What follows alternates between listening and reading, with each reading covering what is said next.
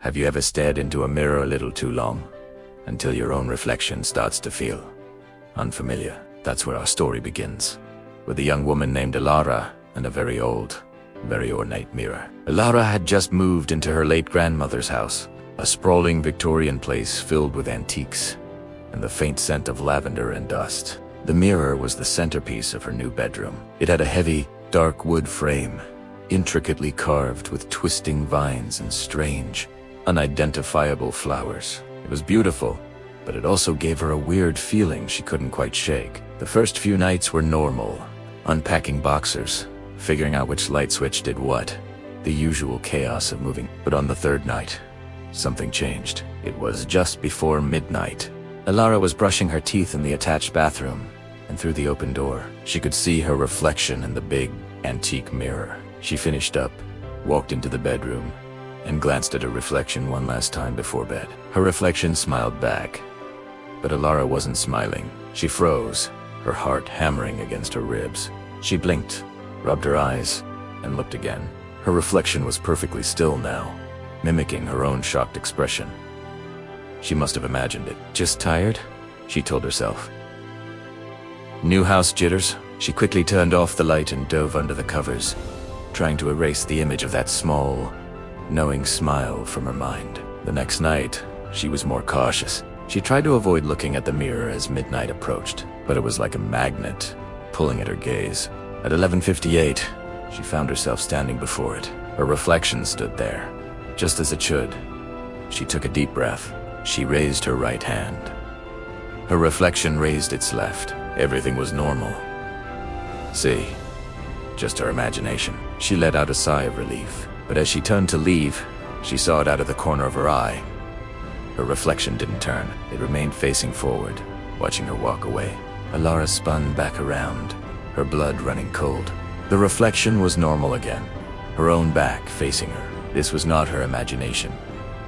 Something was terribly wrong. She spent the rest of the night huddled in her bed, the lamp on, staring at the shrouded shape of the mirror across the room. She thought about getting rid of it, smashing it, but a strange curiosity held her back. Who or what was in there? Night after night, the strange occurrences continued. Always around midnight, a subtle shift in expression, a hand that moved a fraction of a second too late. One night, the reflection's eyes weren't her own hazel, but a deep, unsettling shade of blue. Ellara started researching the mirror. Her grandmother's journals were filled with mundane details of gardening and baking, but tucked away in the back of one, she found a single, cryptic entry dated decades ago. It read, "Don't let her out. She looks like me, but she is not me. Midnight is her time."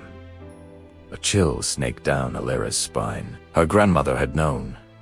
She had lived with this other entity in the mirror. But who was she? The journal offered no more clues. Desperate, Ellara decided she had to confront the girl in the mirror. She couldn't live in fear in her own home. That night, she set up a small table and 2 chairs, one in front of the mirror and one positioned where the reflection's chair would be. She placed a lit candle between them. As the clock on her phone ticked past 11:59, she sat down. Her heart a frantic drum. The room was silent, except for the flickering of the candle. At the stroke of midnight, the change was immediate and undeniable. The girl leaned forward, her movements fluid and independent of Elara's. Her face was identical to Elara's, but her eyes held a profound sadness, a deep, ancient loneliness that Ellara had never seen in herself. She looked weary. "Who are you?" Ellara whispered, her voice trembling. The girl in the mirror didn't speak, but her expression soft. She slowly raised a hand and pressed it against the cold glass. It wasn't a threat. It felt like a plea, a longing for connection.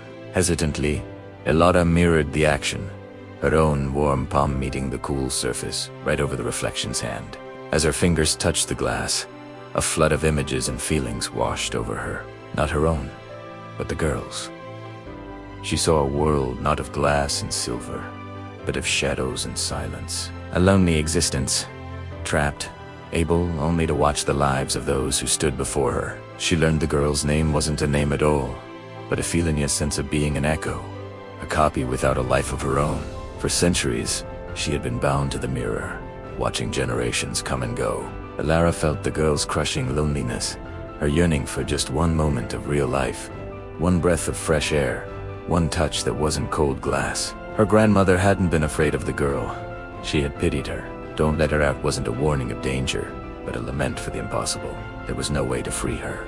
The fear Ellara had felt for days melted away, replaced by an overwhelming wave of empathy. This wasn't a monster. This was a prisoner.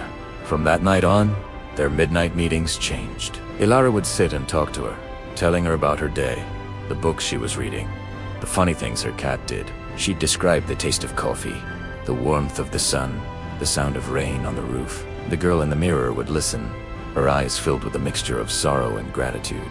She couldn't speak, but she could communicate through subtle shifts in expression, a slight tilt of her head, a phantom smile that now felt kind instead of creepy. She would show Ellara memories from the mirror's past, flickering images of people in old-fashioned clothes, snippets of conversations from bygone eras, a history book that no one else could ever read.